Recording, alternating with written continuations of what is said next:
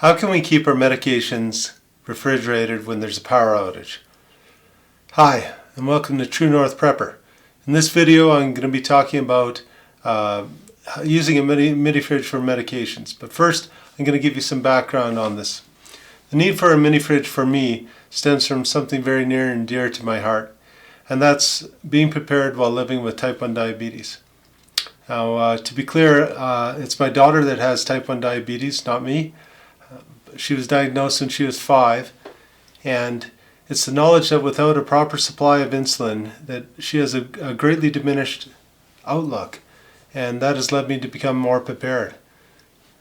A greatly diminished outlook, that's one way to say it. Another is to be more blunt, say without insulin it's only a matter of days before she would go into a coma caused by ketoacidosis, and then left untreated that coma would be fatal. This video will also be relevant for type 2 diabetics that have become insulin dependent, or anyone that has a need to keep medicines refrigerated.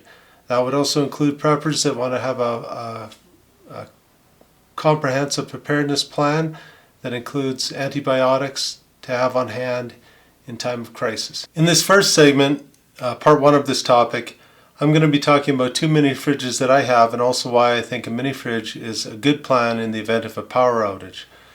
In part 2, I'll cover the various power supply methods and how I rig up different connections for different power sources. So if you want to tune in for that, please do. Preparing to keep a constantly refrigerated supply of insulin was really what got me started down the path of becoming a full-on prepper. Insulin has a relatively long shelf life, generally considered to be about 3 years, if it's kept refrigerated. If it's not kept refrigerated, it's got a 30-day useful life, diminishing thereafter. But I couldn't sleep well at night knowing that I could be on a 30-day clock if a power outage were to last more than a couple days or any significant period of time after that. So at first, it was easy for me to think, all I need to do is have a backup generator and fuel to go along with that for a couple days or even a couple weeks. But then I began to realize that if the grid is down, or there's a power outage that lasts that long, there's a whole raft of other problems that I have to deal with. So I put that thought on the back burner, and I tried to recall the last time there was even a power outage around here. There was a local power outage for a couple weeks in my area a few years ago, but as I did my homework I found out that power outages are very common for very short times, but they're not uncommon for even a couple days or a couple weeks. And in doing that homework I began to realize how fragile the grid really is. I also looked at other risks that could affect the power outage other than weather. So I looked at the risk of an EMP event, an electromagnetic pulse. I looked at solar flares. I looked at the idea of the risk of a terrorist attack, either physical or a cyber attack style. And while some of these are fairly low risk, many of them have a higher risk than my house burning down. I have insurance for my house, so why wouldn't I have a plan for my insulin and keeping that cool when the likelihood of a power outage to last more than a couple days is many times greater than my house burning down. So in order to keep medications such as insulin properly cooled, it requires a fridge that uses a compressor. There are lots of coolers out there that use a thermoelectric cooling plate, and they usually have a fan. And that's great for your beer or keeping your soft drinks cold, but it's not a good plan for critical medications, and that can go too cold or freeze, and they can also warm up, right? So that's where these mini fridges come into play. They have a set point, and you can set it and get it to the desired temperature, and you're okay. I also wanted to have something with a low power requirement and a fridge that I could easily take with me if I had to evacuate my home or bug out.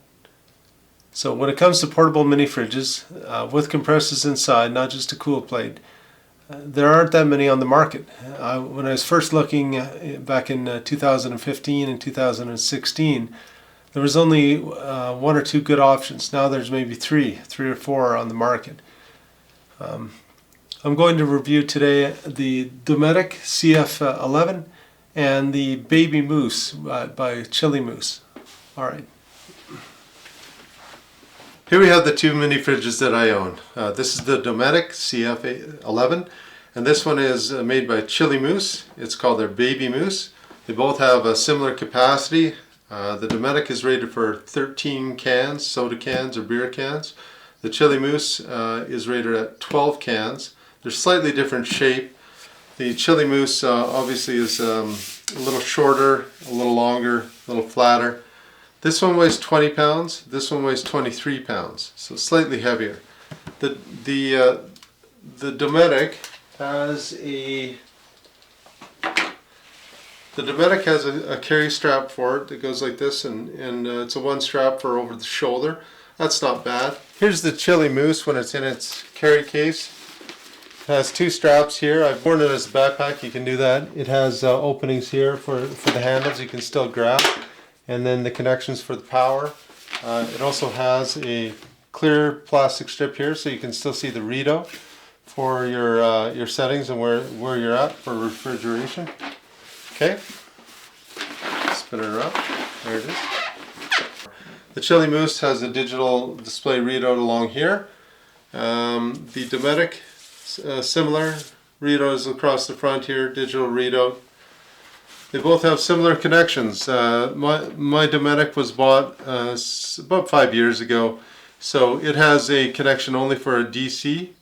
I use an AC-DC inverter if I have to plug it into the wall. The Chili Moose has attachments. It comes with a DC and the AC plug into the wall. Okay, so the Dometic is 20 pounds. The Chili Moose, the Baby Moose, is 23 pounds, slightly heavier. There's handles here on either side to pick up.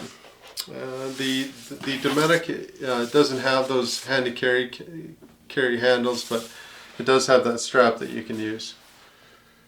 They're both made in China, and it's hard to find any compressors that are not. I could not find any compressors that are made in North America or elsewhere, really. Everything is shopped out to China that I could find.